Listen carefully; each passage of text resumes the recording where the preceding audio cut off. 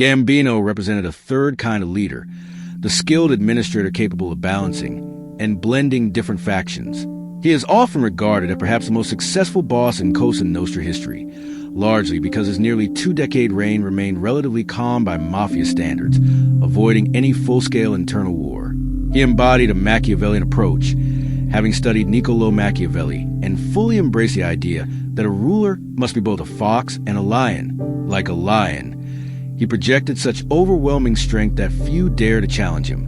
At the same time, like a fox, he relied on cunning and intelligence, often outmaneuvering rivals and resolving conflicts swiftly before they could escalate.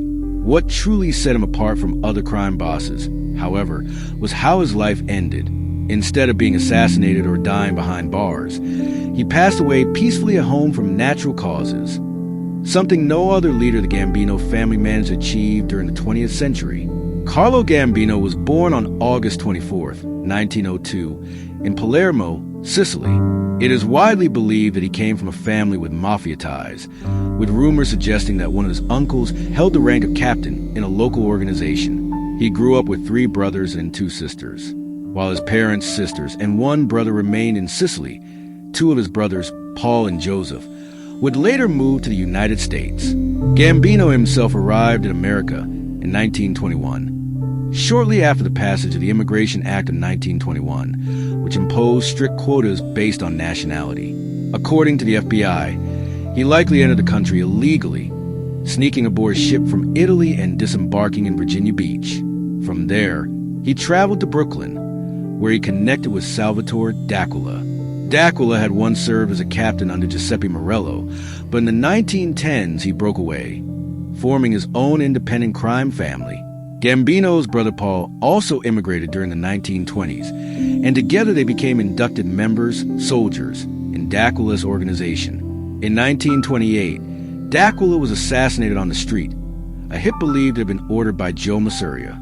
His underboss, Alfred Mineo, subsequently took control of the family and aligned himself with Masseria. It is widely suspected that Mineo may have had a hand in orchestrating his own boss's murder. During the Castellammarese War, Mineo sided with Masseria against Salvatore Maranzano. However, many members of the family were unhappy, resenting the fact that they were fighting on behalf of the man believed to have ordered their former leader's death. A major turning point came on November 5th, 1930, when Maranzano's gunmen ambushed Mineo and his underboss, killing both in a hail of bullets.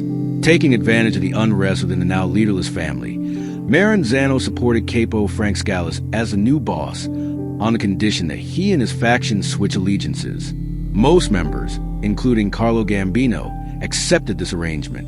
In 1931, Maranzano ultimately emerged victorious in the war, but his triumph was short-lived. Just months later, he was eliminated by his rival, Lucky Luciano, who outmaneuvered him. Luciano then established a commission and removed Scalise from leadership, replacing him with the powerful Capo Vincent Mangano. In the aftermath of the war, the 5 families underwent significant restructuring.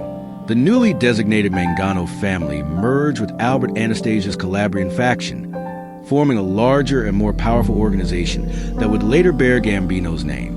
This family consisted of 3 main factions: the Mangano loyalists, the Calabrians aligned with Anastasia, and a Sicilian bloc in which the demoted former boss Frank Scalise still held considerable influence. Carlo Gambino aligned himself with this third faction, though he made a consistent effort to appear neutral in the ongoing internal dynamics. At some point in the 1930s, Gambino rose to the rank of capo, commanding his own crew. While there are no first-hand records detailing his actions during the Castellammarese War, membership in the Mafia typically required proof of one's capacity for violence, often demonstrated through direct involvement in such acts. However, Gambino's true strength lay in his financial ingenuity, which played a major role in his rise. For instance, after the end of Prohibition in the United States in 1933, most criminal groups abandoned bootlegging. Gambino, however, recognized that there was still strong demand for cheap, untaxed alcohol and continued operating in that space. Many customers were already familiar with purchasing from bootleggers, making it a continuation of an established business with a loyal base. One of his operations in Newark, New Jersey, was eventually raided by police, leading to the arrest of Gambino, his brother Paul, and several associates. Paul fled back to Sicily to avoid prosecution, but Carlo remained. A jury, possibly resentful of the government's earlier prohibition policies, refused to convict him for selling alcohol without a license. The government, however, was not satisfied and pursued him again, this time on tax evasion charges, since his business relied on avoiding alcohol taxes. He was convicted and sentenced to 2 years in federal prison at Lewisburg Federal Penitentiary. According to FBI records, Gambino appealed the conviction and was granted a new trial.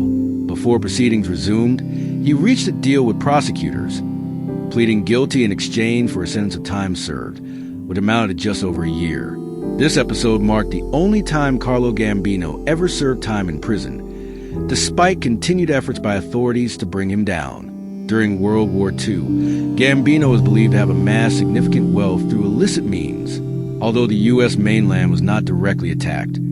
Citizens were required to make sacrifices through rationing to support the war effort. Essential goods such as gasoline, sugar, and meat could only be obtained using ration cards. Gambino exploited this system by bribing officials who controlled the distribution of these cards, allowing him to divert some before they reached the public. He then sold them to individuals seeking more than their allotted share, generating enormous profits. His operation became widely known in criminal circles, with members of other families bringing him stolen ration cards to fence. In the unpublished memoirs of Joe Valachi, there is an account of dispute involving ration cards. Valachi claimed he delivered stolen cards to Paul Gambino, but later felt cheated. Frank Scalise attempted to mediate the disagreement, but tensions escalated, culminating in Valachi angrily overturning a table and storming out. The matter was eventually brought before underboss Albert Anastasia, who ruled in Valachi's favor, while also reprimanding him for his behavior. After the war, Gambino remained one of the Mangano family's top earners. In addition to traditional criminal enterprises, such as hijacking and gambling, he was among the early figures to expand into labor racketeering by exerting influence over workers' unions. This allowed him to pressure business owners into hiring him as a labor consultant to avoid strikes, with these payments reported as legitimate income. FBI records also suggest that Gambino was involved in narcotics trafficking in the late 1940s, though he was never formally charged.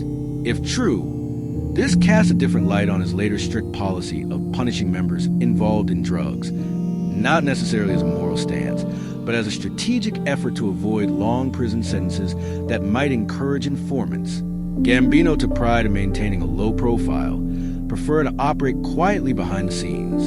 He resorted to violence only when absolutely necessary and largely stayed off law enforcement's radar during the 1940s. To his superiors, he appeared loyal and unambitious, while his own crew viewed him as fair, respectful, calculating, and level-headed rather than impulsive or domineering.